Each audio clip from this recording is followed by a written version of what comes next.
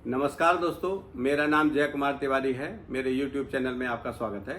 दोस्तों, मैं department of housing and urban planning government of Uttar Pradesh से रिटायर्ड असिस्टेंट इंजीनियर हूँ।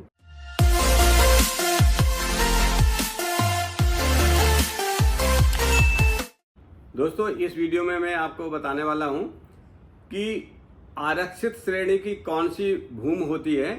उत्तर प्रदेश राजस्व संहिता 2006 के अनुसार राजस्व विभाग किन जमीनों को आरक्षित श्रेणी की जमीन या भूमि मानता है, जहां पर उनके मूल स्वरूप को या श्रेणी को या उपयोग को किसी भी तरह बदला नहीं जा सकता है। वो कौन कौन सी जमीनें हैं, उनको गैर कृषक या आरक्षित से भिन्न किसी भी उपयोग में प्रयोग नहीं किया जा सकता है। सरकार ने इस पर पूरी तरह रोक लगा रखी है। वो कौन सी भूमियां हैं दोस्तों? जैसा कि आपको पता है, उत्तर प्रदेश राजस्व संहिता 2006 के अंतर्गत कृषि भूमि को गैर कृषक भूमि में बदलने का प्राविधान है।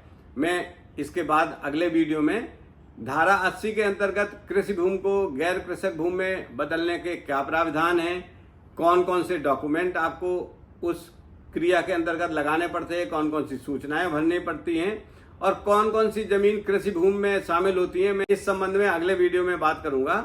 और अगले वीडियो में मैं ये भी बताऊंगा, क्या एक बार कोई भूमि अगर गैर कृषक घोषित हो गई है धारा 80 के अंतर्गत, तो क्या उसको सरकार दोबारा से कृषक भूमि में बदल सकती है, कृषि भूमि में बदल सकती है? क्या ऐसा भी कोई प्रावधान है या ऐसा भी कोई सरकार का कारण है जिसकी वजह से एक बार गैर कृषक भूमि को दोबारा से कृषि भूमि में बदल सकती है सरकार? ऐसा भी कोई प्रावधान है? इस वीडियो में मैं बताने वाला हूं कि आरक्षित श्रेणी की कौन कौन सी भूमि है जिन भूमि के उपयोग को बदलने का कोई प्राविधान नहीं है। उनको ना तो गैर कृषक में बदला जा सकता है, ना वहां पर कोई निर्माण किया जा सकता है।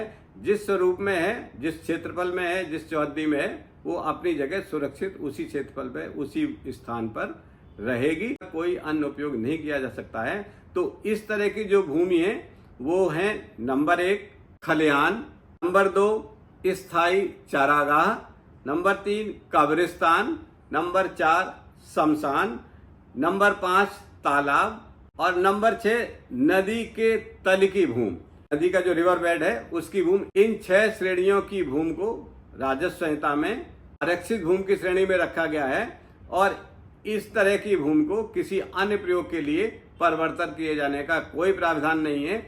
इसीलिए आपने देखा होगा कि कई जगहों पर विकास प्राधिकरण द्वारा जहां कब्रिस्तान, शमशान, खलिहान, चारागाह या नदी के तल क्षेत्र की भूमि होती है, वहां पर किए गए अवैध निर्माणों को बहुत तेजी से तोड़ा जा रहा है। अभी आप उदाहरण के रूप में देखें तो लखनऊ में नदी के किनारे अकबर नगर और उसके साथ बने हुए अन्य गांवों के हजारों मकान तोड़ने की प्रक्रिया में चल रहे हैं। सुप्रीम कोर्ट ने भी उनको गिराने के आदेश दे दिए हैं। तो इस तरह जो आरक्षित भूमि है, आरक्षित श्रेणी की भूमि है, उन पर कोई भी निर्माण ना करें।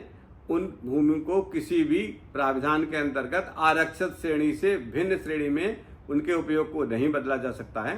दोस्तों, इस सूचना के साथ ये वीडियो यहीं समाप्त होता है। अगले वीडियो में मैं बात करूंगा धारा 80 के अंतर्गत कृषि भूमि को गैर कृषक करने में क्या प्राविधान है और क्या प्रक्रिया है। दोस्तों, इस सूचना के साथ ये वीडियो यहीं समाप्त होता है। अगले वीडियो में आपसे फिर मिलेंगे। नमस्कार।